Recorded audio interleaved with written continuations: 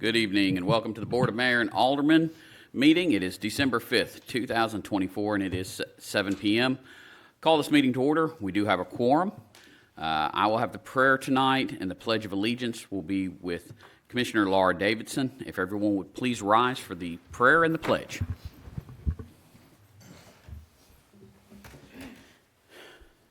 Dear Lord and Heavenly Father, we just ask that you put your hand upon our city, that you would bless our residents, you'd be with our emergency services team members and employees, and just protect them, lead them, guide them, lead this board, help us make wise decisions. We ask all this in Jesus' name, amen. Amen.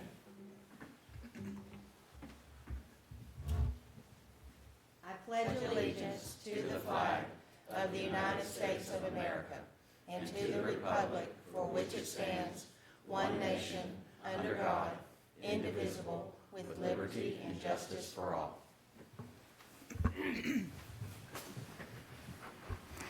Thank you. Now we will move on to our oath of office ceremonies for Alderman Graham Coates and Alderman Steve No. Judge Cartwright, if you would please come up, and Alderman Coates, you are first.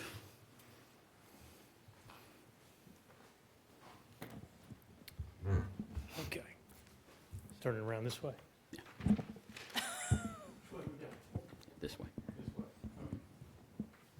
All right. You raise your right hand, please. I, Graham Coates, I, Graham Coates, do solemnly swear and affirm do solemnly swear and affirm. to support the Constitution and the laws of the United States, Say that one again. to support To support the Constitution and the laws and the laws of the United States of the United States and the Constitution and the laws and the Constitution and laws of the State of Tennessee of the State of Tennessee and the Charter and ordinances and the Charter and ordinances of the City of Laverne, of the City of Laverne.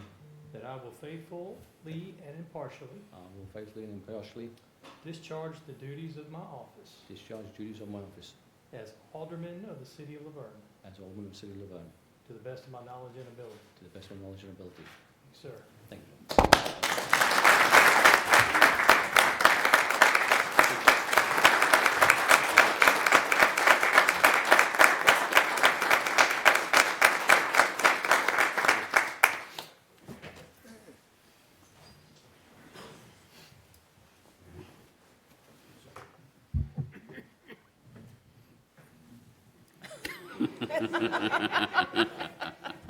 That do good, eh? Very good. You're lucky he didn't pull it out from you. We're doing it, all right? Good to meet you. Okay. I, Steve Note, I, Steve Note, do solemnly swear or affirm do solemnly swear or affirm to support the Constitution to support the Constitution and the laws of the United States and the laws of the United States and the Constitution and the Constitution and the laws of the State of Tennessee and the laws of the State of Tennessee and the Charter and the ordinances and the Charter and the ordinances of the City of Laverne, of the City of Laverne. that I will faithfully and impartially I will faithfully and impartially discharge the duties of my office discharge the duties of my office as Alderman of the City of Laverne as Alderman of the City of Laverne to the best of my knowledge and ability. to the best of my knowledge and ability. Congratulations. Thank you, sir.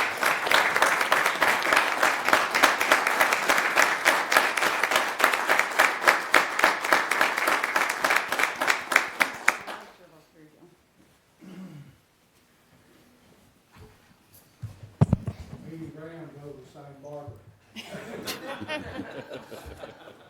One more, hang on.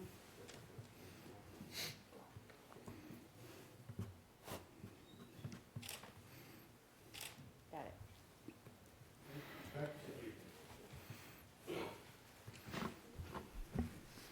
Congratulations to the both of you. He's back.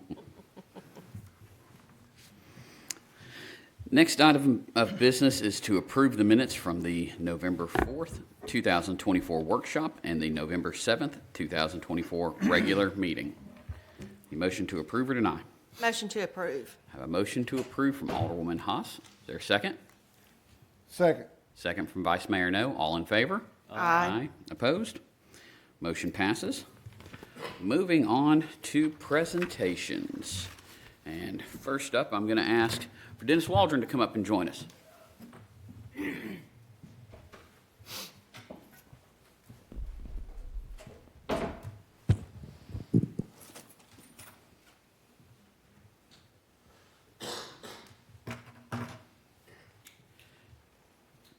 Dennis, you've been on the board for a long time. A little while.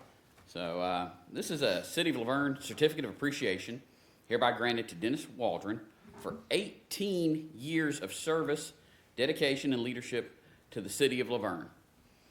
Dennis, Thank you. we thank you for your service. Wish you the best going forward. Thank you very much.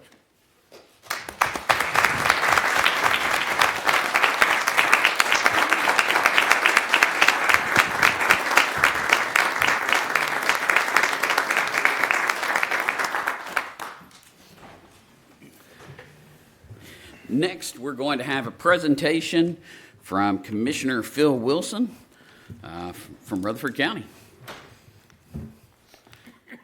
Thank you, Mayor, Vice Mayor, Aldermen, for having us out tonight. I'm going to kind of go with a little bit of a high-level overview of just the past couple of years. So I'm going to leave out a couple of details. You can ask if you'd like to know, just so I'm not talking for 20 minutes. Commissioner Davidson usually cuts me off during all commission meetings when I'm talking too much. But I certainly could tell you how much everything costs if you really want to hear that. I can certainly tell you what the time frames are on when things are going to be done. I'm going to start with just the project. So let's go with education first, because that seems to be what's on top of everyone's mind is schools overcrowding, and what our plan is. So this is the list of schools that the Board of Education has sent to the Commission, and we have fully funded to be able to build. I'm going to start with this list. These are funded through the Commission, okay? There is the Smyrna High School Edition, the Oakland High School Edition, and the Riverdale High School Edition. Smyrna is partially in use already and will fully open very soon. We actually thought a ribbon cutting might happen already. The Oakland and Riverdale are scheduled to open fall of 25. And all of these we're going to talk about tonight. They're all part of the rezoning plan that the Board of Education is actually discussing tonight and this week. All of these in order need to happen for this current rezoning plan to actually work. If anything doesn't get funded on this list, including all the way to a high school we'll talk about in a minute, there's going to be an issue of another rezone need by the time we get to 2028. So just remember, this is all from their plan to work with the rezoning, okay? So that's those three. The next one is the Poplar Hill Elementary School. As you know, they purchased the Beatty property, and that's going to be that's for two schools. The elementary's been funded. Stewart's Creek Elementary was capped a year ago. We had to overflow those students to Stewartsboro. When that overflowed, we had to send those students to Browns Chapel. We are full.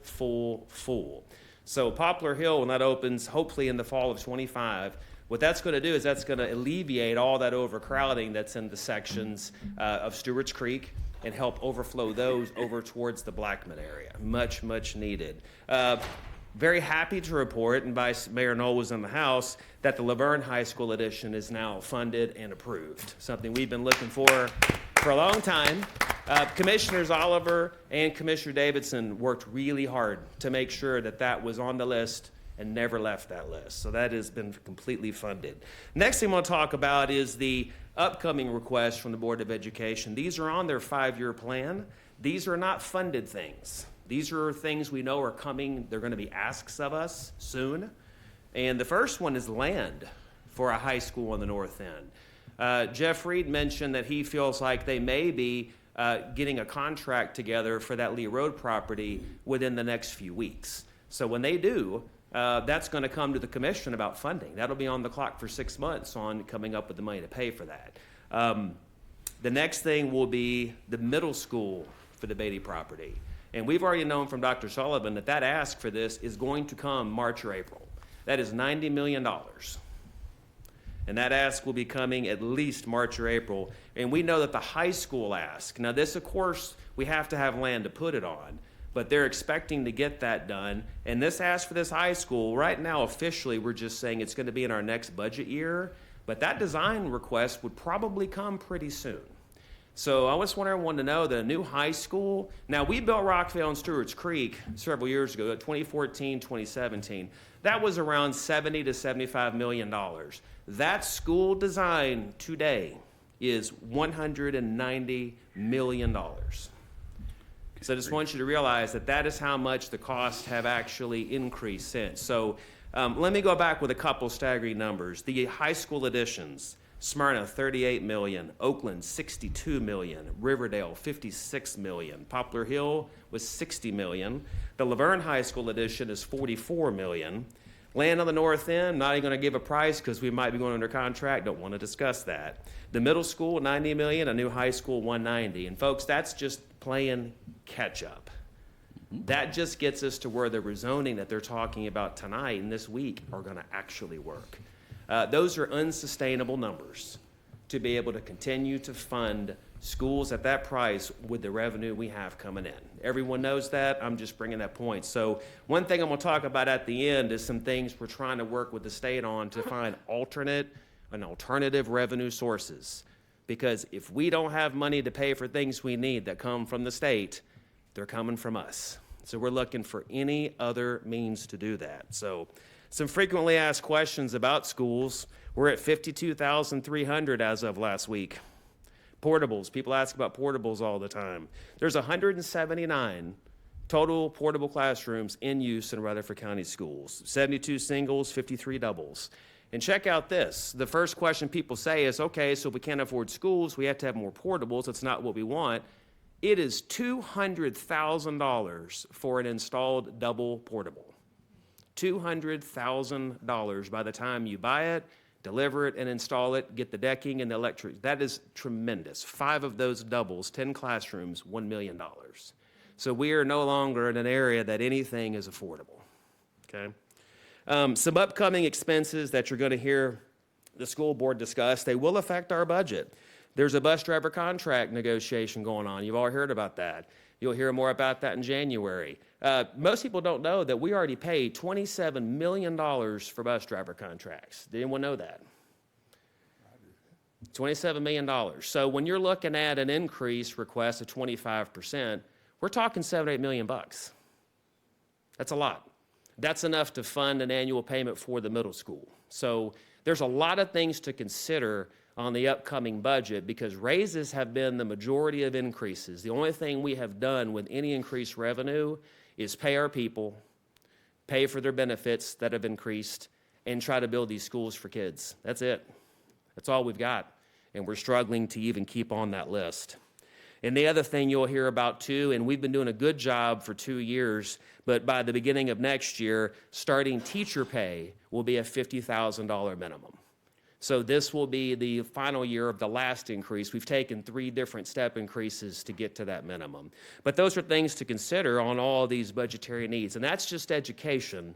We haven't really talked about anything else in the county that we're about to, which is anything with public works, public safety, any of our property and buildings. So are there any questions about education thus far that you have or any of that so far? I hope that was somewhat comprehensive.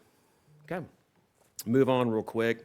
I'm going to talk first. I'm going to throw all the rest of these committees. Laura and I are both on the Property Management Committee, so a lot of things we're talking about, her and I have worked on together. Of course, Hope and I and Commissioner Davison, we're all on the Health and Education Committee. So let's talk about the transfer station. Everyone hears about the landfill. Everybody hears about when's it going to be full, when's it not. I don't have that answer. I don't think anyone has that answer. They're going to keep trying to mash it down and keep filling it up and take as long as they can because Republic's making money. So here's what we've done. Without a plan B, the county was looking for a transfer station, some way that if something happened, we need a way to get trash out of here. If there wasn't, in Middle Point, for some reason, there was even a legal issue, whatever it may be, it closes up. I can't imagine what just 1 week of trash in this county without somewhere to take it would look like. So what the transfer station allows us is an opportunity to have trucks take it there, unload it, pack them in other trucks, take that trash somewhere. So that was a need that's been talked about for many, many years in the county. That has been funded. That was $20 million. Just so everybody has a number on that. That's on the county property that's actually right there behind the Middle Point landfill, back on where our old landfill is. We've entered a contract with Waste Management for operating that. Okay, that was something that was obviously under discussion for the past several months. So that contract will not start until we are ready. There are improvements we're working on, for instance, the access roads to get back there. And there's some other issues we have to make sure are ironed out. So it's not operational at this point, but we have a contract with Waste Management to operate that, so we'll be able to have someone to unload pack trucks wherever we're looking to do. So that's the current state of that transfer station. I believe it could open spring, it could open summer. At this point, that's about when we think the roads and those issues will be done. So we'll update you more on that. But we are, obviously, if you look on the county website, you'll see it's mostly built. You know, it's almost up at this point. Public health and safety buildings, had a lot of questions on what's going on with that. So before I was elected, and Commissioner Davidson and Commissioner Oliver, there was COVID money. There was grants. We were all getting this money, all municipalities, and looking at ways to be able to spend it. So the public health and safety buildings came out of $40 million of grants that the county took to build these buildings. Obviously, you know, all these monies are all earmarked to do certain things, and they have to meet certain criteria to be able to use them. So the county has opened up Kittrell, Rockvale, Walter Hill, and Las Casas. Those are 4 already operating public health and safety buildings. Plainview is the one that's under construction right now. That's looking to probably open in spring of 25. And all in all, this is about $40 million on that. Now, that was grant money. That was used federal grant money to pay for that. Now, I will tell you that one of the things we look at is you have to operate these facilities. That operating budget's about $1.2 to $1.3 million per facility. So this is something else in our budget. We're opening up Plainview, so you're not just opening up that station, and we're not talking about all the equipment, just talking about operating, but it's another $1 million that you're just adding to this county budget to be able to operate it. There are no other funded. There were 6 talked about when this started. There was one that was going to possibly be around the Del Webb community. That has since not worked out for various reasons, including the land that we thought we would get to do that. So there is not a 6th funded one. The discussions have been, if there is a need next, it would be in the Almaville area. Seems to be where we have the most need. And it would not be as, it would not be built the same as the other 5. The 5 had to be built by federal standards. They had to be tornado shelters. They had to have certain things. This one would be something we're funding completely 100% our own. So the sites that we've been looking at are about $6 million. The rest of these ended up to being around $8 to $9 million when we actually got done with all their change work orders. So, but we have 5 of those that'll be operating in full by spring 25, and that's actually helped bring a lot of coverage. It's already actually saved some lives. We've actually had some people get with us and some testimony from people that if that public health building wouldn't have been there, they may have died from some heart attacks. They had somewhere to go. Traffic in the county trying to get to an emergency room, if you have one, is almost impossible. You would likely not make it if you're driven from the south side of the county to try to get to an emergency room in Murfreesboro. So last thing I want to talk about is some of the smaller projects. When I say smaller, we started at things that cost $190 million, so I'm just trying to work down. The Haley Road Electronic Waste and Recycling Center. We get a lot of questions all the time. Where do I take washers and dryers and air conditioners and heaters and refrigerators?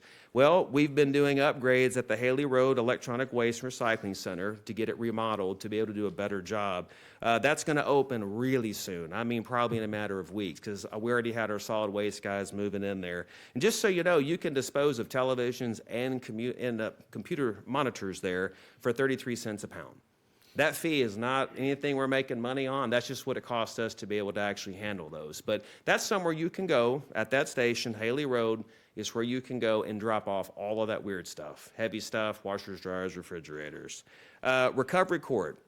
We've been proud to do an addition on our recovery courts. People that don't know what that is, it's an intervention treatment program for people that have substance abuse and criminogenic thinking. It's a process to be able to have them come through a program to try to reenter, and it's part of their getting out of just standard probation. They can actually enter our recovery courts. It's been a beautiful thing to watch the graduations and see families reunited, something Rutherford County should be very proud for. We have such a waiting list. that we went ahead and put $1 million into taking the facility and actually making more room. Part of the program has some where you can actually stay in the facility, and then several parts of it are outpatient. But it's something I would love everyone to take time to look at. You can go to www.rutherfordcounty10.gov/drug-court and find out what amazing things Judge Turner's doing in that drug court. Last thing, and it's kind of a hot topic of even right now, is the Laverne Convenience Center. So here's the updates. Tonight, what's that? Oh, so the vote did happen?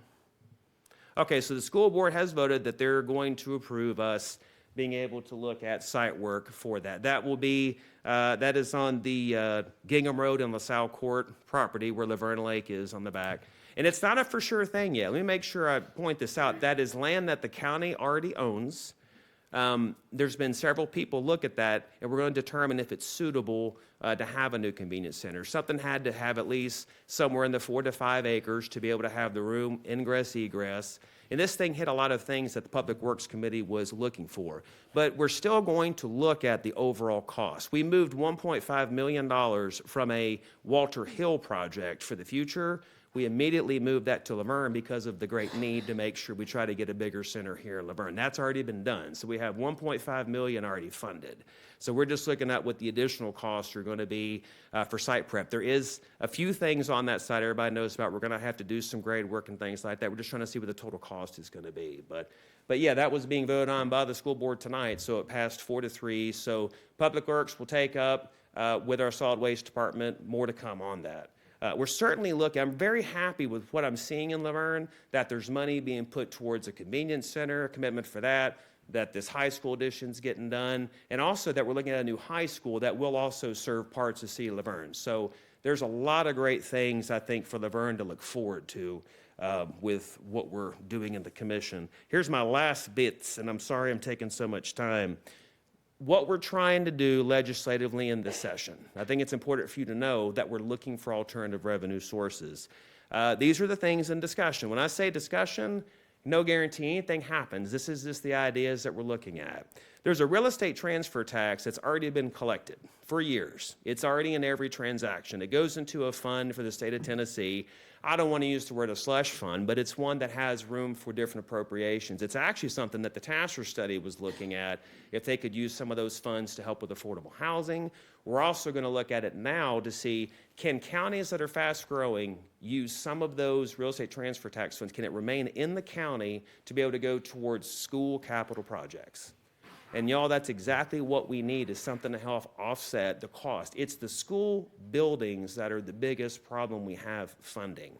So we're looking at a real estate transfer tax that's not a new tax. This is just about being able to keep some of that tax in the county to go specifically towards capital projects, schools. Sports book waging. Now that's something that's in, the governor's bringing back a voucher bill. I just want to bring out that in that voucher bill, there is a sports book waging clause that's going to try to look at trying to take some of the sports book money and put that directly towards, same thing, school capital projects and maintenance. Anybody hear about the governor kind of discovering that in 95 counties in Tennessee, there's a massive problem with school maintenance? We're one of the few counties that actually has growing revenue. There's a lot of counties in Tennessee that are not growing, and their schools are really falling apart, and they have no revenue to pay for it. So Tennessee is finally looking at a real big issue where we're going to have to do some state work to help with maintenance all over. So more to come on that. We've been asking if there's any additional way to get lottery fund and sports book. That came up last year. There just wasn't a pathway for that. This year they're looking at, one, would be in the voucher bill to bring it up for discussion. Two would be if there's excess lottery funds. That's been going to Hope scholarships, and that's why it's something we really couldn't look at. It's being looked at to see if some of the excess lottery funds beyond the Hope scholarships could go towards schools. And then Chairman Harris is looking towards, you may have heard him talk about a mineral severance tax. Something that's going to be really hard to try to get through, but he's trying to look at, once again, anything we can look at that's going to bring in alternative revenue to keep it off of taxpayers. Because the commission only has two real means of trying to increase funds, and that is a wheel tax increase or the absolute dreaded property tax increase. And the one that we all endured just 2 years ago, The whole point of that property tax increase was to balance that budget. That was a $64 million deficit budget that we could not continue. If we had continued losing $40 to $60 million from the general fund for another 2 or 3 years, we would have been taken over by the state. There was an over-appropriated budget the year before we took office. We had to balance that budget. But we've not increased taxes this year. There's no plan or stomach to do that in the future. So we're going hard after trying to find alternative revenue sources to fund these things. But we're going to have hard conversations, because when the budgets come down and we have requests and we have bus driver contracts and we have teachers and first responders that are needing more money, we're just going to have hard talks and just see where it's at. But hopefully that gave you a little bit of a high level kind of snapshot of where we're at right now. And Commissioner Davidson, do you have anything you want to add? I think you covered it all very well. Excellent. So I'd like to probably just keep returning quarterly or so. And now that you've heard this, I won't have to talk so long. We can just kind of update on where we're going. But did you have any questions or anything I could try to answer? One question, because I didn't hear you hit on it, but how's the jail? The Jail. Well, once again, it's like the landfill. It's something that we have this nagging 4 or 5 year major problem that's coming. And it's an issue. The last thing I heard is obviously they were doing a feasibility study on the property that they're at to see what they could do. And that's the most discussion we've kind of gotten to. Again, one of the plans we want to do is what can we do with the state to even find funding specifically for that purpose? And that's kind of the thing. Instead of just trying to raise overall general revenue to do what we want with, we're trying to find specific ways to go ask for fast-growing counties. Can we do things? This is a public safety concern. If our jail's full, it's just like you see on the news. You can only put so many people in the jail. Who are we going to not put in jail because it's full? So who gets to stay out on a crime they should be in? Those are things we're going to be facing. So just to put it out there, between the landfill issue and what's going to happen with our solid waste, because folks, right now, remember, we do not pay for trash disposal. You don't pay for it. Rutherford County does not pay for that. The convenience centers are something that we just supply as a county, as a service. All those things will have a tremendous cost if we have to pack trucks and we need to take them an hour away to someone else's landfill. Y'all, that's a cost we pay zero for right now. So what's the cost of having to pack it into a truck and drive it somewhere else? What's the cost for the truck and the driver to go there? What's the cost to tip it somewhere else? These are things that we're going to have to address. They are coming. Getting rid of the landfill has a major cost. We have to talk about it. And the jail has a major cost. This is all coming while schools are still hitting us. High schools, $200 million. So I will tell you this, your county government is doing everything it can to keep addressing this head on, and we're just nipping at it. Instead of just getting overwhelmed at how it looks, we're just trying to get everything we can today, bucket by bucket. I'll make one more mention. We had the increase to the adequate facilities tax.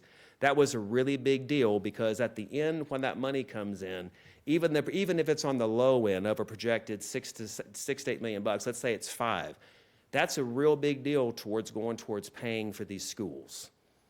You know, the $90 million for that middle school, we're probably going to end up paying about $7 million a year on that bond, $6.5 to $7 million. So that's the next ask. I'm just trying to figure out where can I get that money? Well, that adequate facilities tax money took care of a lot of it. So now the high school's coming. I'm trying to figure out where we're going to find $14 million to pay for that high school. Just trying to do the math. What's the need? Let's hit it year by year, session by session, and get there. We can't get it all at once, but we're going to try to fill that bucket, one bucket at a time, one session at a time. Can we get $10 million a year here? Can we get $9 million here? And just keep trying to find alternate revenue sources. So. Any other questions? First of all, I want to thank you, Commissioner Davison, Hope Oliver, and I hope Carl Boyd is doing better. We actually have 4 good commissioners in Laverne that's helping us. I've been here 30-some years. I've never seen that many that actually probably get in trouble for saying this, that actually work. Well, you covered the convenience center, so I marked that off my questions. You covered the property taxes, which I think is a big question, but you've covered that. I was fortunate enough the day that I came down and spoke to you all that the bus drivers were there, and some of those prices for things that they were throwing out was, I think a gallon of oil for one of those buses went from $20 to $50. So some of those prices. You talked about growth and traffic. It's everywhere. It's not Laverne, it's not Murfreesboro, it's not Rutherford County, it's everywhere. So I don't even think about that. But there is one thing I want to ask you about. I want to know what you all are doing, because I know it's helped us here in the city. I want to know about, you talk about how to get money. I want to know about impact fees. What you doing to get those? What seems to be the issue? I don't even want to call them a name, but what person is not thinking that would vote against that or not get those? All right, I can answer this question. So impact fees have absolutely no opportunity, no chance, completely dead. I told that to my fellow commissioners before they went down there. Let me tell you why. Because the real estate lobby statewide is big, and you have to have at least half of the House and half of the Senate for the state of Tennessee to vote that through. The rural district, if all 7 of our representatives, if they all were down there with T-shirts on screaming, "We want to do it," here's your issue. It's the rural area representatives. They are afraid to vote on anything that would raise a fee in their counties and on their builders. Because if you do, they're going to vote you out. You're done. Your political career is over. Because they're going to find someone else that will not vote for that. So I'm giving you the truthful answer, Steve. The answer is there is no will, no political will in the Tennessee General Assembly to get a vote for an impact fee in the counties. That County Powers Relief Act of 2006 is a tough bill to try to get cracked. Remember, our adequate facilities tax was the best we could get negotiated. And here's the thing, too, to get that vote, and I told my fellow commissioners this, I said this was a gift. This was that industry deciding that they would actually do a self-imposed increase, because there is no political way to force those votes. You have to get everybody on board, the state home builders. And I want to say this about our Rutherford County home builders. Those guys are on board. Rutherford County guys are ready to help out. They were ready to even accept and talk about impact fees. This is a state issue.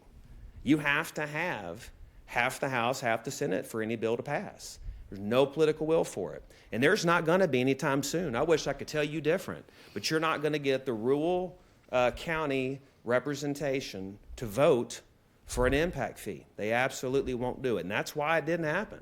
That's why it never had an opportunity. That's the truth. There's no way of knowing the financial benefit, but on a scale from 1 to 10, with 10 being absolute best, if Rutherford County had an impact fee, where would it be at in that range in order to help with all of your county stuff? Well, it would have to be in line, once again, just like you do. We actually have to do a study to produce what a fair number would be and be inside that range. So it's no different. If the counties were able to do it, it would be following the same rules that you guys have to. Absolutely, it would help. Absolutely. Because here's the thing. And my wife and I, you know Natalie, because she's the better part of the Wilsons. We had this conversation today. The real struggle on not having an impact fee is we're going to pay these fees one way or another. These services and these buildings, they're going to get built by the public. It's all our money. It's all public money. Government has no money. All we're doing is trying to be stewards of other people's money, our own and other people's. The issue that I have with all of this is by not putting an impact fee on, which does help not put it on getting into the home. There is an argument, it makes a house more affordable. I get that. But guess what? Once you're in the house, you're going to be in the house. What happens to you now? Now you're going to end up paying the money back through a property tax or whatever other way we can get it. Yeah. We're all in this where we're not going to avoid paying one way or another. It's just a matter of how and which bucket gets it. But the truth is the lobby is so powerful in all governments. The federal government is far worse. But our state government also has the same thing. You got representatives that have pressure from lobbyists. They do. And that's why the impact fee has no legs. That's the truth of why. Our guys would even say there's not enough political capital to try to get those guys to vote for an impact fee against their communities, because their guys would never support them at that point. I can accept that answer because that is quick, and I get it. I don't like it, but I see what the fight is. So the adequate facilities tax increase came out of, we've got to do something. And our Rutherford County guys in our chamber, they really did spearhead really fighting hard. Shane Reeves fought really hard on that to try to find some revenue source for us through that. So, that was the best we could do. And just for those that don't know, that raised it from $1 to $1.50 on square footage for a new home, and it added a new piece. There never was any type of tax collected on commercial property, and so now we're able to collect $1.50 on commercial properties up to 150,000 square feet.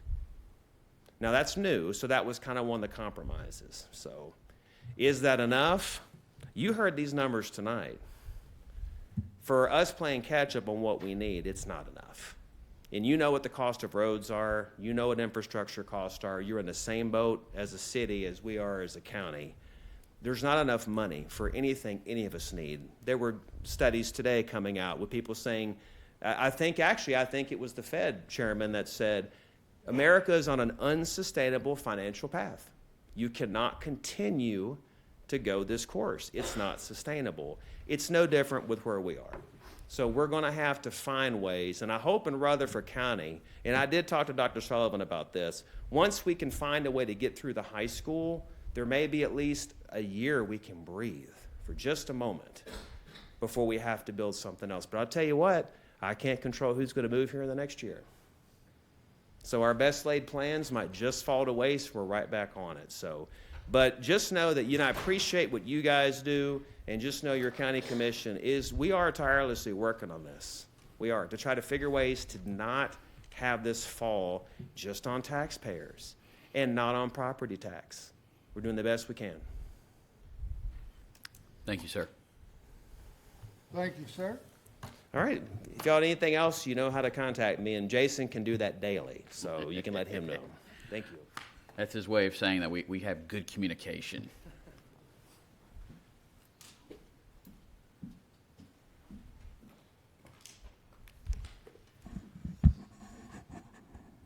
So next I want to introduce to the community Laverne High School's new football coach.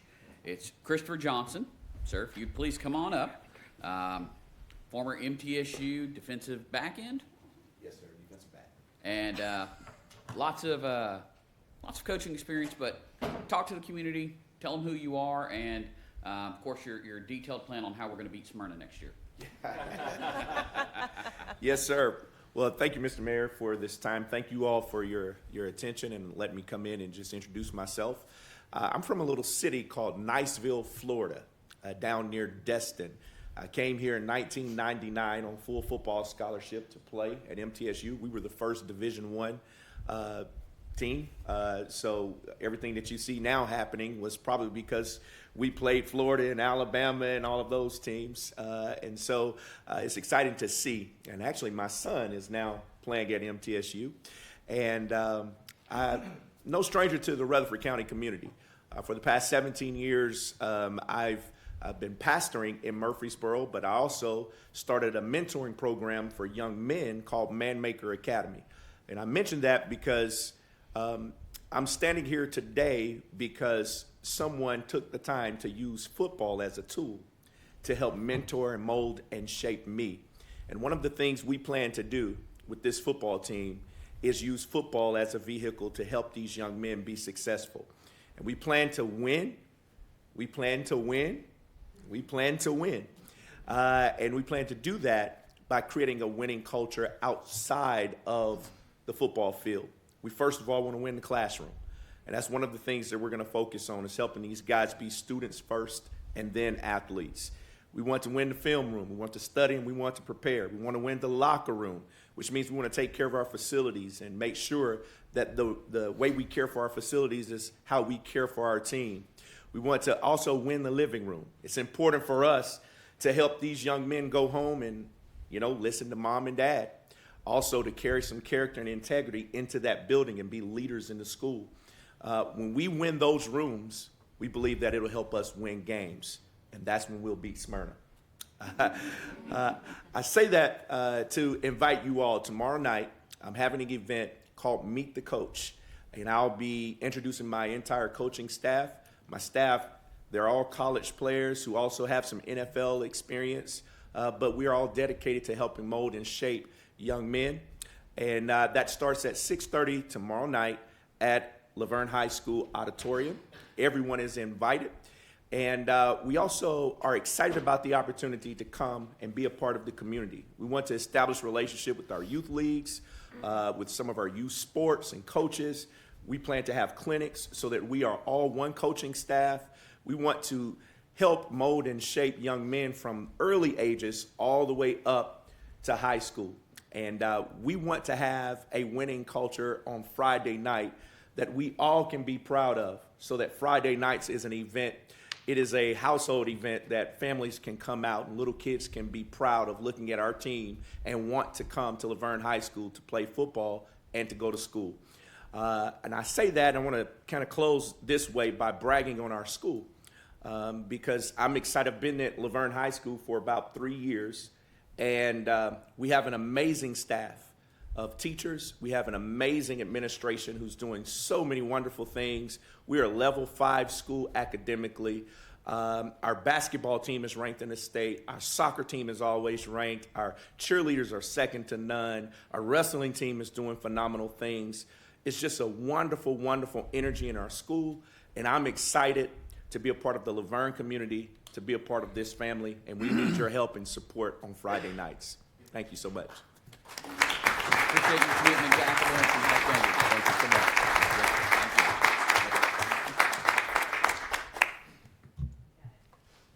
Thank you. Thank you, Coach.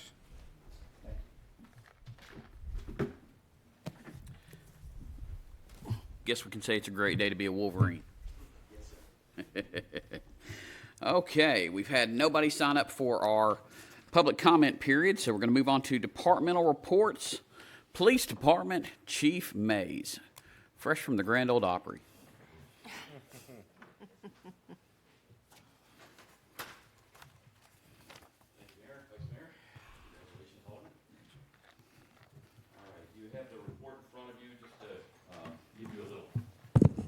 Give you a little context. Compared to October 2024, we've seen a decent reduction in most of our crime types, including residential burglary, theft, vehicle burglaries. We did have a few increases that were in the areas of motor vehicle theft, robbery, and homicide. From the table that you have in front of you, the motor vehicle theft, that has been basically in the same areas that we've had vehicle burglaries. Those crimes seem to coincide with one another, and we are going to be using directed patrol efforts that are based upon temporal analysis to give us more of a day of week, time of day that those are occurring. It's a little difficult to determine time of day because oftentimes we're getting those reported in the morning when they're discovered, so we don't really have a very good time frame in which to direct our efforts, but most of them will be over the third shift. The robberies that you see a 200% increase from last month, that is due to 2 incidents. One was a retail theft, where when they were confronted by store security, they produced a knife, so then that upgraded it from a retail theft to a robbery. The other one was a carjacking that occurred in the Cedar Glen trailer park area. That car was recovered a short time later in the city of Nashville, and it was processed by Nashville PD, but we didn't really have too much to go off of from that. And then obviously the homicide that was listed, that is a current investigation that is domestic violence related, and it's still under review through the district attorney's office. Let's see here. Covered the robberies. In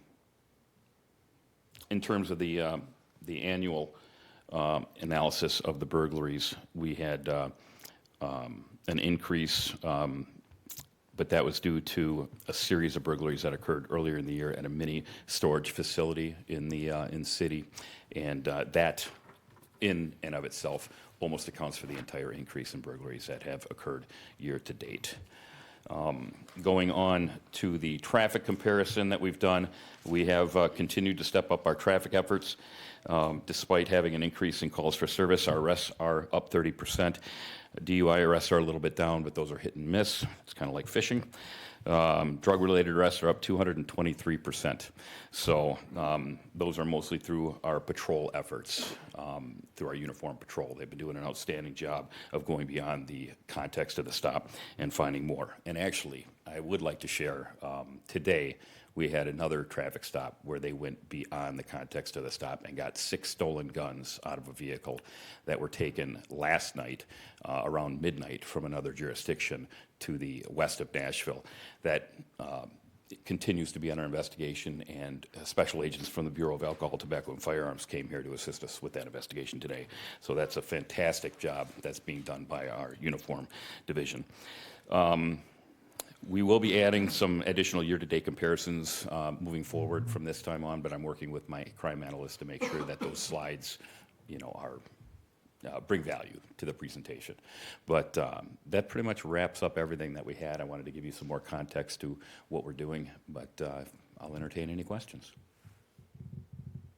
So I know that Nashville's looking at using citizen cameras. Yes.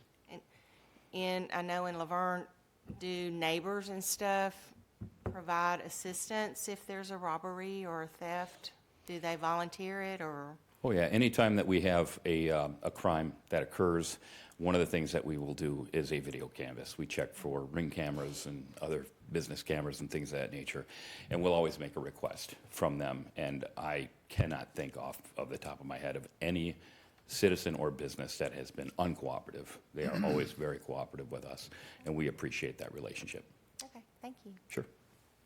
Your speeding citations went up to 59.2%. Yes, sir. Traffic stops went up 79%. We're making an effort. I want to see that double. Yes, sir. They speed. I want to see them on Facebook complaining about the Laverne Police Department, how bad they are. Well, normally, sir, I don't like to entertain complaints, but I will in this case. We'll I try don't to get that done. understand why you have it in red. Well, it just means that it's an increase, but I look know. at it, it's a good thing. It should be So- in blinking red, blinking blue, blinking. And the traffic stops aren't just for speeding, as my father recently found out. It can also be for talking on your cell phone while driving. Yes. Yeah, that's what I'm saying. And I personally made a traffic stop for that very same offense. It wasn't your father, though. But, yeah. And, we are lucky to have Captain Call here as part of our security. He is in charge of our patrol division, and we'll make sure that your request is taken underway and made something, good. Chief, I just thought about this, and our former chief from years ago, Mr. Mike Walker, bless him, every time that I see the comment on social media about they got to make their quota, tell us about you policemen making your quota. There is no quota. We What? do not have a quota. Quotas are unlawful. When we evaluate the performance of our officers, we make sure that they're doing their job, and we compare them to other officers, but there is no quota. I know that. I just wanted to hear somebody say it. You're welcome. We got some speeders in this room. I see a few. Leave Doug alone. Thank you, Chief. Be Any careful other when y'all questions? leave. Chief, we have 7 new guys hitting the road this month. What's that? I'm sorry? We have 7 new officers hitting the road. It's so awesome. Oh, yeah. By the end of this month, 7 new officers are hitting the road. We have 2 promotions that are being made tomorrow to detective. Mayor, you'll be getting a request through, obviously, the chain of command here through the city government for an additional detective by the end of the year. And that should make us whole in the detective bureau and enable us to fill those patrol spots. But we continue, and Captain Call is to credit on this. I mean, phenomenal efforts by him and his team to recruit, and to retain the officers that we have. And we're very pleased with the people that we've offered jobs to and hired. Wonderful. Great. Good Thank you, sir. You're welcome. Moving on to Fire Department. Chief Beasley, come on down.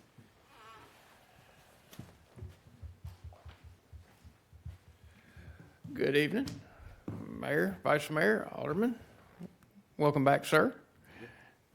I trust that you've had an opportunity to review your monthly report for the fire department. Again, we're still trending as we normally would this time. It's actually about 40 runs less than we had this time last year for this month. Again, I like Chief May's a correlation of going fishing. Sometimes you just don't know what you're going to get month to month, and that's a good analogy for that. But however, you will see the statistics will stand, and we will probably end the year about the same number of runs that we did last year. Our run time still remains under the national standard, and we are still actively flowing fire hydrants. We did stop during the water shortage or the conservation effort. So we did stop during that period of time. So other than that, you would see that we're still running our fast trucks, and those numbers are increasing monthly. And there's some reasons that they will fluctuate due to staffing, but hopefully again it will result in some lower maintenance costs for the fire trucks itself. Do y'all have any questions? Thank you, sir. Moving on to Parks and Recreation Department, Mr. David McGowan.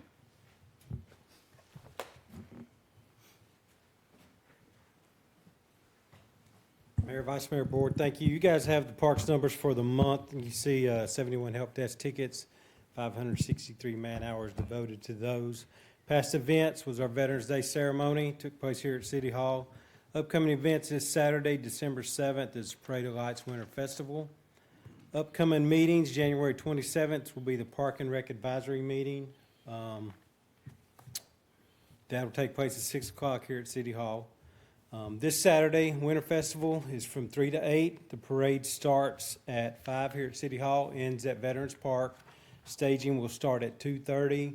Murfreesboro Road will probably be diverted about 4:30, I would say, for traffic. As of now, we have 40-plus entrants for the parade. 3 high school bands, Laverne High School, Antioch, and Cane Ridge. The tree lighting will be approximately at between 6 and 6:30 p.m. at the park. Fireworks to follow. Pictures with Santa and Mrs. Claus anywhere from 6:30 to 8 p.m. at the tent by the tennis court. Snow rink will be closed from 5 to 6 that night. It will open up that day at 3, and then it will reopen at 6 and run till 8 o'clock. 24 craft vendors and sweet vendors so far. The theme is I'll Be Home for Christmas, with the Grand Marshals being Officer Ashley Bowleyjack and Officer Gregory Kern. Any questions? And we've got invitations out to our county commissioners, no pressure to be part of that, right? Well, I know, I see one of them is at least on the list, the parade lineup, so Commissioner Davidson is on there, I know. So hopefully everybody has got an invitation. David, on the Park and Recreation meeting, you got on here 5 p.m., you said 6. You know what, it may be 6, it is 6 on my sheet. It is 5 on this one, and I think that's for, that should go into effect after tonight. So my sheet was not updated with the 5 p.m. Okay, all right. Any other questions? Thank you, David. Moving on to the Library Department, Ms. Donna B. Bow. Be back. Mayor, Vice Mayor, Aldermen, good evening. For the month of November, our numbers did really well. Our attendance was at 3,067. Our e-audios and our e-books are still going out fantastic. Total of 175 for the month of November. We're continuing to build up our collection for those, and our e-audios are more popular at this time. Our computer use is staying up, and our programs, due to the short month of the Thanksgiving holidays, We had 15 programs, but an attendance of 317. So the programs are really being well attended. If you will look right under those numbers, you will see a brand spanking new kiosk. This is our new state-of-the-art driver's license kiosk, thanks to Homeland Security. It was installed yesterday. The installation date was for tomorrow, so we were very excited to have it. Renewals can be done on our kiosk with your driver's license or an ID. You can do a change of address. You can have a duplicate card made. Voter registration. You can update your organ donation and other services like handgun permits. So there's a lot of things that you can do with the kiosk. And it also, which we were very excited about, it has a wheelchair button. Before, when anyone would come in with a wheelchair, we would have to get a walker and help them stand up, and there would be staff on either side to help them stand so the camera would take their picture. Now all they have to do is wheel right up, push the wheelchair button, and the camera comes down and captures their picture. So it's really exciting. Very, very excited about that. No more unplugging and plugging it back in. Up at the top, you will see our December library closures. The library will be closed December 23rd, 2024 through January 1st, 2025. The employee holidays are December 24th and 25th and January 1st. But we will be closed to the public for maintenance and inventory, so some of our staff will be working during the days that we are closed to the public, which is December 23rd, 26th, 27th, 28th, 30th, and 31st. And then we will resume our regular hours on Thursday, January the 2nd, 2025, which is real exciting. Okay, if you look on down, you'll see some familiar faces. Santa Pa and Nana Claus are coming to town. So they will be appearing at the Parade of Lights on December the 7th at 5 p.m. And then they will be at the Winterfest at 6 p.m. until 8 p.m. to take pictures with anyone who would like to come out. And then on December 14th, Santa Pa and Nana Claus will be at the Laverne Public Library. Nana Claus will be doing a story time, and Santa Pa will be out there by his sleigh, ready to take pictures with all of the children. So we invite you all to come out. I have included our schedule for the month. There we go.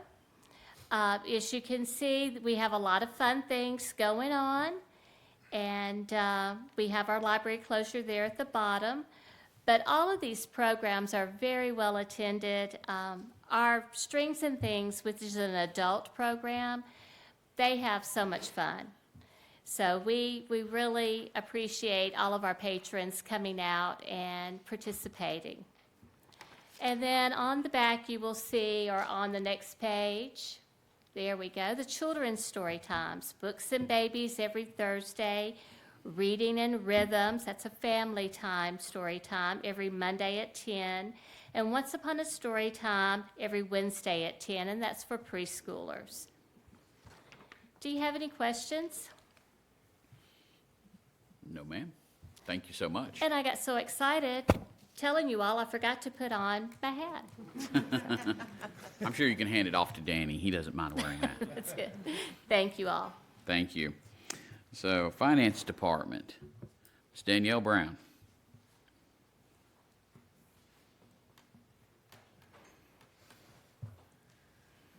Good evening, Mayor, Vice Mayor, and Aldermen. Thought I'd spruce it up a little with the scarf today. I thought Donna would be fully dressed this evening. The financial statements are included in your packet. On page 1 is the revenue and expenditures for the general fund, water, sewer, state street aid. You'll see that our local sales tax exceeds last year at this time by $184,000. On page 2 is the cash statements, bank balances for each of the funds. We have approximately 69 million. Of that, 30 million is in the general fund. On page 3, it compares the general fund and the water sewer fund. And you can see that at the bottom is the graph that shows you each month so that we can trend that to make sure that we are exceeding our expenditures. Is there any questions? I love that our sales tax revenue is Yes. busting.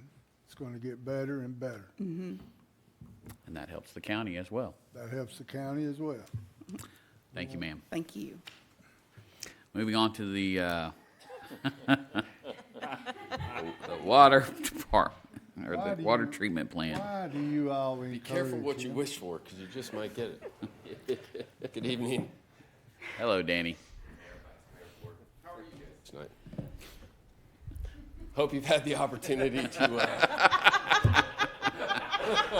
review the June monthly report, right? Yes. Excuse me, November. Do you have any questions other than my apparel? I can't even look at it. I'm glad to see Did you need me to get closer, Vice Mayor? No, I can see you fine. That's the problem. So glad to see the customer service issues have been updated since June. Yeah, no, we had a lot. June was a long month. It felt like 6. You know, it did. Finally, my reviewer finally got something right. So. Any questions, anyone? Thank you, Danny. All right, thank you. Okay, moving on to old business. Second reading ordinance 2024-16, an ordinance to amend the fiscal year 2024-2025 equitable sharing fund budget. Need a motion to approve or deny? Motion to approve. I have a motion to approve from Alderwoman Haas. Is there a second? Second. Second from Vice Mayor No. Alderman Coates. Aye. Alderwoman Hobbs. Aye. Alderwoman Haas. Aye. Vice Mayor No. Aye. Motion passes. Moving on to consent agenda. Need a motion to approve or deny? Motion to approve. I have a motion to approve from Vice Mayor No. Is there a second? Second. Second from Alderwoman Haas. All in favor? Aye. Opposed? Motion passes. And moving on to new business.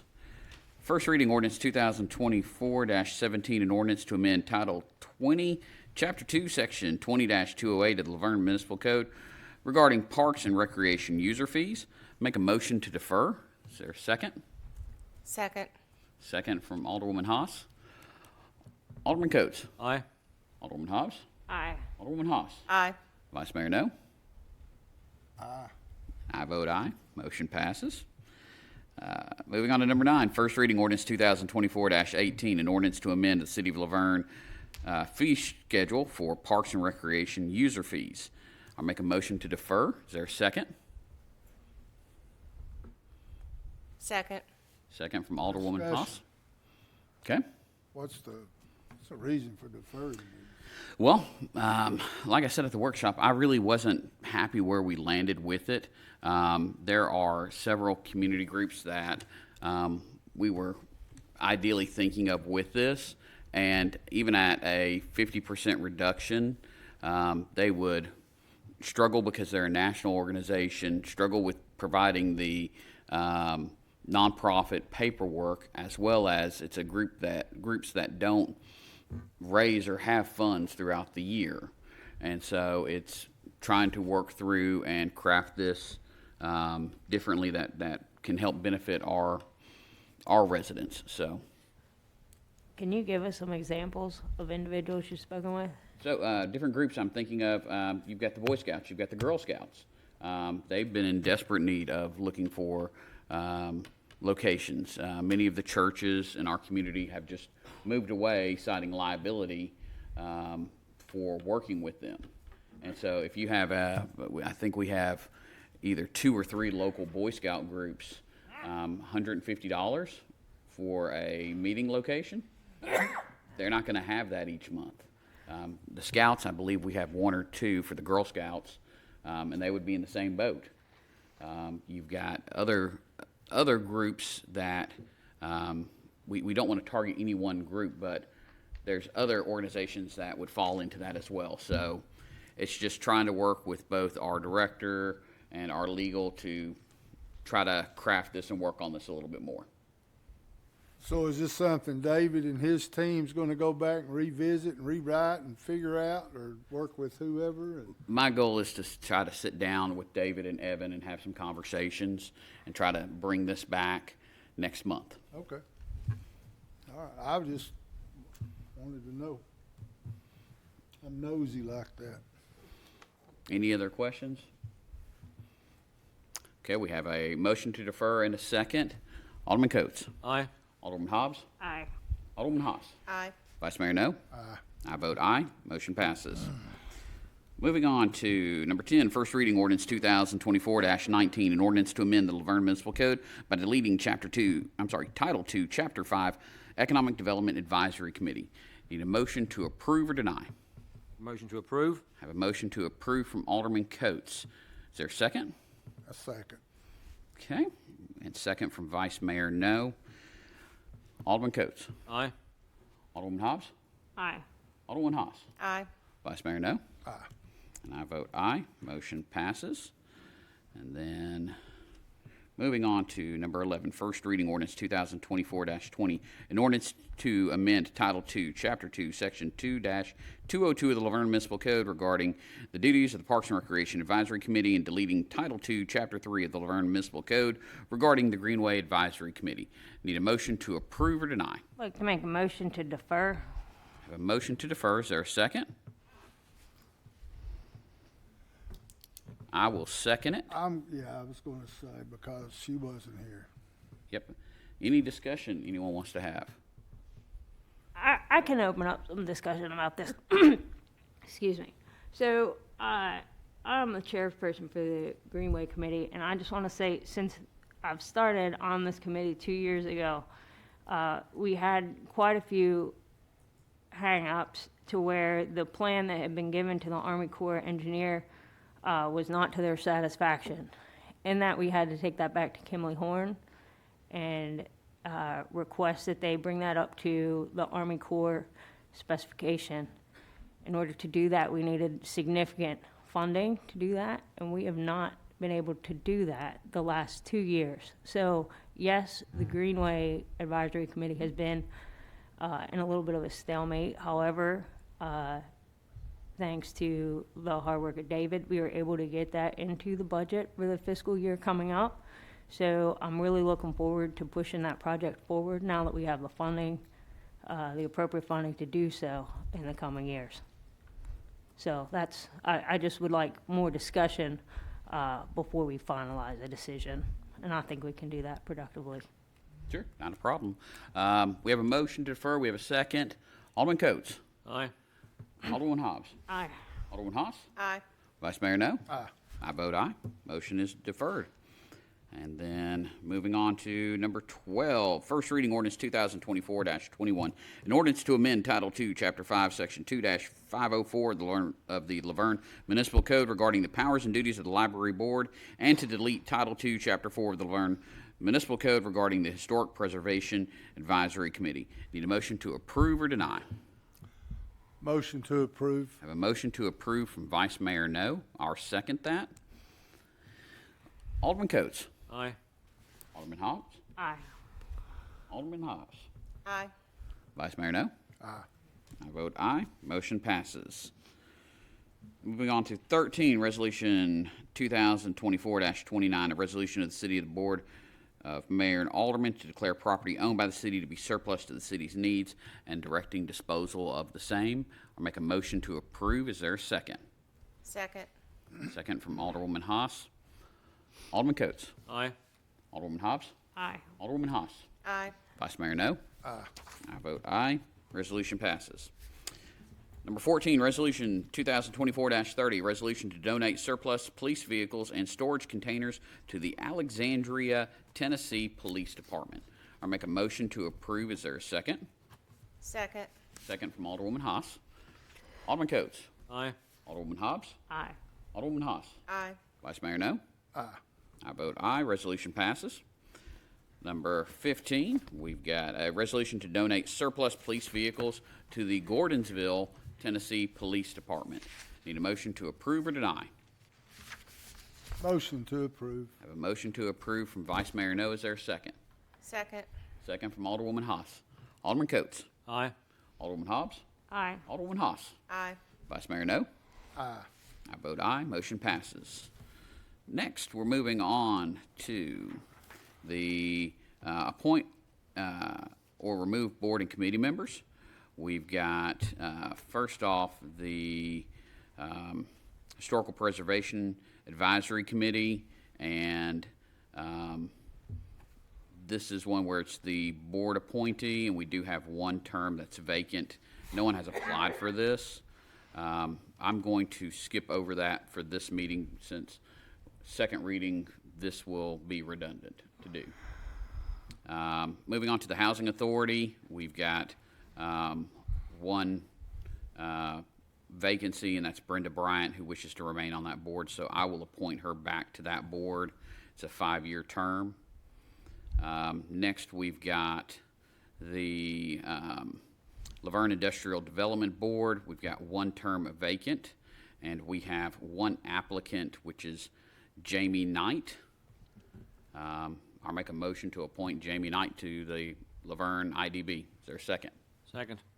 Second from Alderman Coates. Could I make a quick comment before a vote? Yeah. I just want to express just a general concern, both about the Industrial Development Board and kind of a shared concern with the planning committee. But I do find a little bit of a conflict of interest arises when adding real estate agents to the Industrial Development Board or a planning commission. It's their professional incentive to promote development, and property value increases could potentially bias their decision-making on zoning, land use, and other planning matters, potentially favoring projects that would benefit their own clients or personal financial interests over the broader community good. Some other reasons, just, financial gain. Real estate agents directly benefit financially from increased property values, which could influence their vote in favor of projects that might lead to higher land values, even if it goes against the community's best interest. In addition, they have developer relationships. Agents also have close working relationships with these developers, which can create pressure to approve projects that benefit the developers, even if they're not optimal for our communities. And then there's just the perception of bias, that even if a real estate agent acts with complete impartiality, the mere appearance that the conflict of interest can undermine public trust in the Planning Commission and the Industrial Development Board decision-making. And that's my only concern with this applicant, is that they are, do have a real estate license. Currently, right now, should Jamie Knight be appointed to this, 2 of 7 members on both the Industrial Development Board and the Planning Commission are real estate agents. So it's just my concern about that going forward. But thank you. Okay. We have a motion to appoint Jamie Knight in a second. All in favor? Aye. Opposed? No. Motion passes. Next, we have the Library Board. And this is the board appointment. I've requested to step down because my big part of wanting to be on the library board was to get the bylaws updated for the library, and we've accomplished that. So we need to appoint someone from the board for that. I make a motion to appoint Alderwoman Haas. Our second for Alderwoman Haas. Alderman Coates. Aye. Alderwoman Hobbs. Are we saying Hobbs or Haas? Haas. Haas. Haas is the person, Oh, okay. I Haas. said it slow. Okay. but the last Hobbs was me asking you to vote. Okay. I will support that nomination, yes. Alderwoman Haas. Alderwoman Haas. Aye. Vice Mayor No. So moved. And I vote aye. So motion passes. Next, we have Planning Commission. We've got 2 terms. We've got the board appointment, and which the council puts on, and then we also have a citizen appointment, which I appoint. I'll make a motion for the board appointment to appoint Alderman Coates to the Planning Commission. Is there a second? Second. Second from Alderwoman Haas. Alderman Coates. Aye. Alderwoman Hobbs. Aye. Alderwoman Haas. Aye. Vice Mayor No. Thinking. Aye. So moved. And then for the open position, we have one applicant, Tabitha Howard. I will appoint her to that position. And then last but not least, we have the Stormwater Appeals and Advisory Board. This is appoint a council position, so this is appointed by the board, and Alderman Waldron was on there, but since he's no longer on the board, we need to appoint someone. I'll make so you got a board, as of right now. And the beautification committee She's got two. and the Greenway. You got one. I'll make it easy if you'd like. I'll make a motion to appoint myself there. Oh, you want to go? Oh, good for you. I second. Okay, second from third. Vice Mayor No. I third. Third from Alderwoman Haas. Alderman Coates. Aye. Alderwoman Hobbs. Aye. Alderwoman Haas. Aye. Vice Mayor No. Yeah, buddy. Motion passes. All right, so moving on to 17. This is a discussion Board of Mayor and Alderman meeting times. It was brought up within this last month about looking at some meeting times and possibly adjusting them from city staff just in concerns with overtime. So I really didn't want to go through this without the full board here because this affects everybody.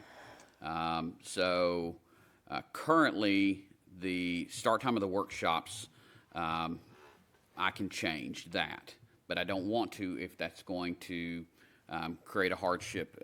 Currently, they start at 6:30 and our meetings start at 7.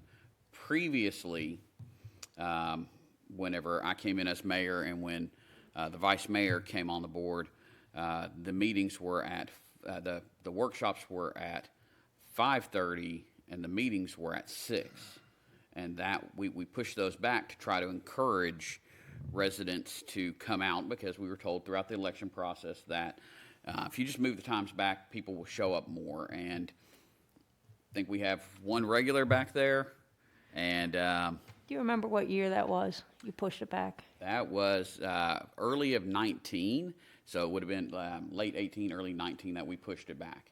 And as a result, we haven't seen that regular participation. So the workshops can be moved forward if that's convenient for this board. At the same time, the actual meeting can be changed, but that requires an ordinance change, and we would have to vote on that. But again, people work jobs, people have lives.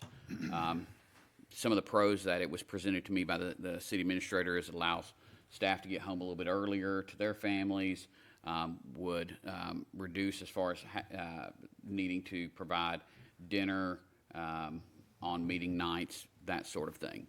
And it would reduce overtime pay for hourly employees.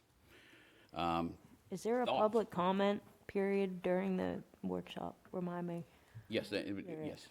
yes. For both the workshop and the meeting, there's public comment periods.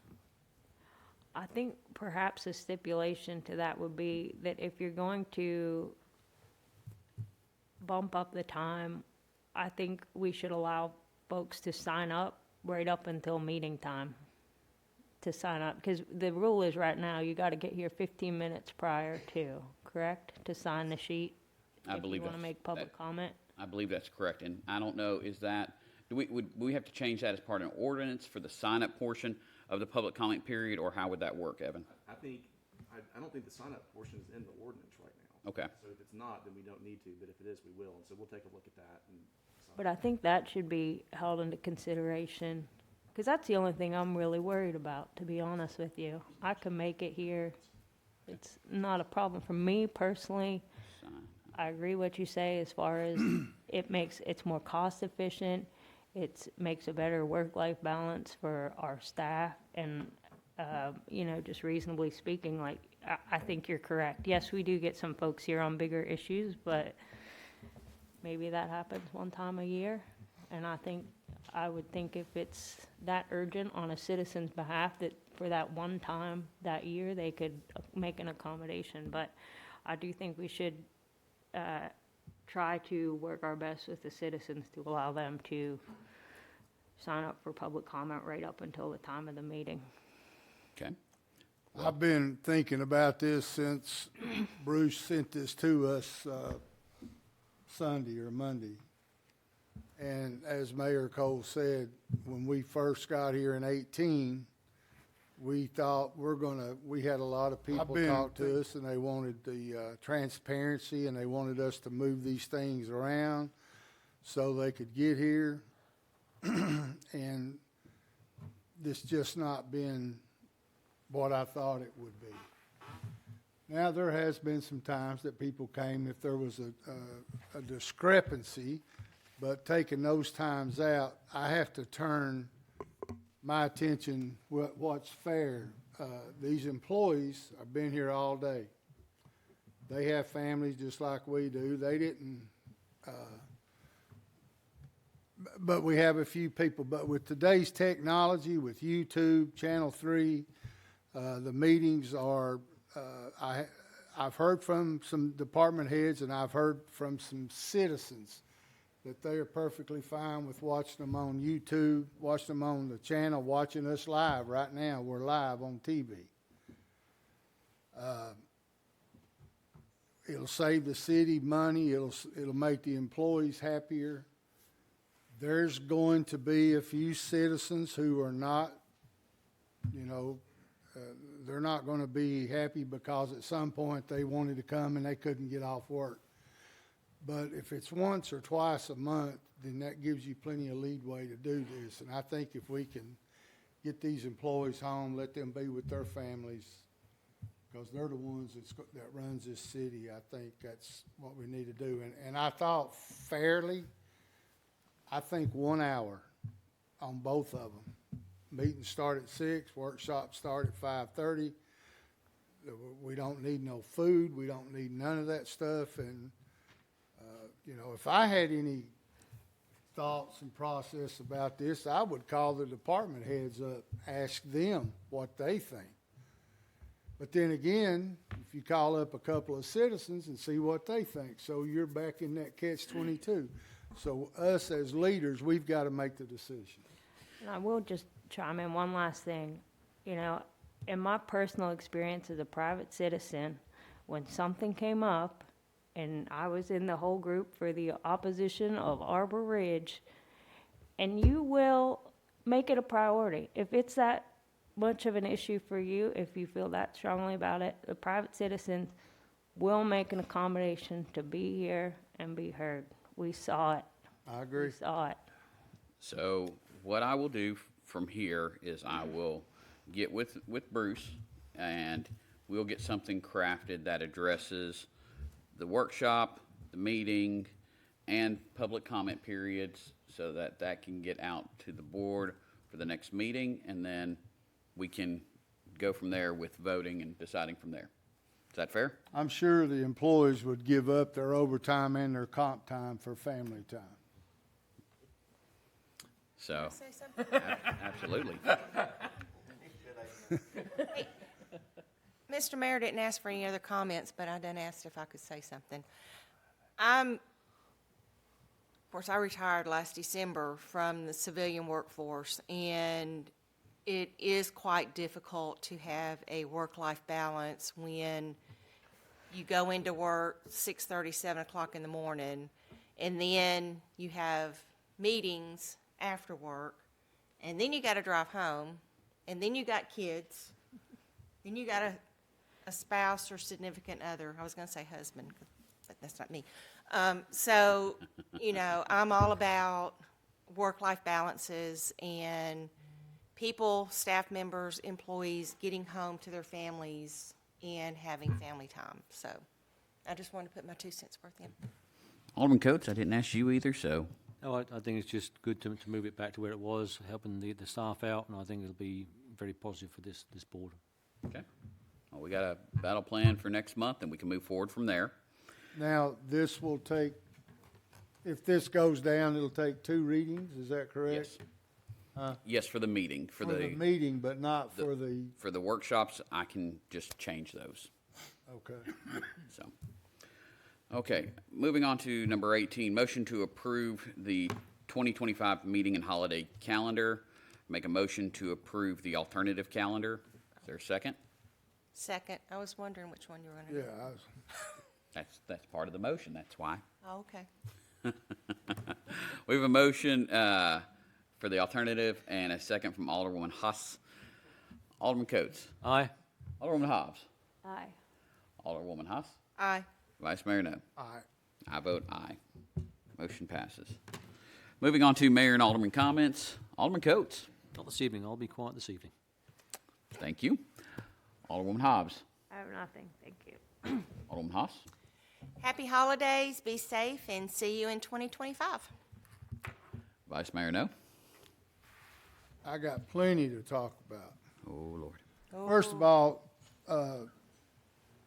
Alderwoman Hobbs, I hope you get to feeling better. Yeah, thank you. I heard you've been sick. I'm not gonna get into all that. Christmas party's coming up. Evan wanted to know why Mayor Cole would not be there, and I didn't tell him, but I'll tell you now. Clampett's gone to Hollywood. He's going to Beverly Hills. So he'll be out there hobnobbing. And lastly, I want to give a big shout out to somebody that stepped in and filled the shoes tonight. Man, what a great job she did, Miss Jules.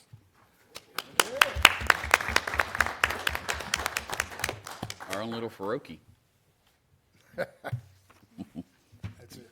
That's it. Well, I want to thank Commissioner Wilson for attending and Commissioner Davidson for helping with the pledge. It was a lot of information, so thank you for doing that and offering to come back. Want to remind everybody about the Parade of Lights and the Winter Festival. I believe Saturday night we are going to see the show between the couple skating with Doug Oakley and David McGowan. So that should be a wonderful, wonderful show.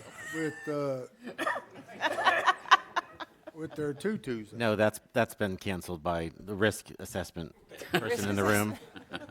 No, Doug was very insistent. He's doing it regardless.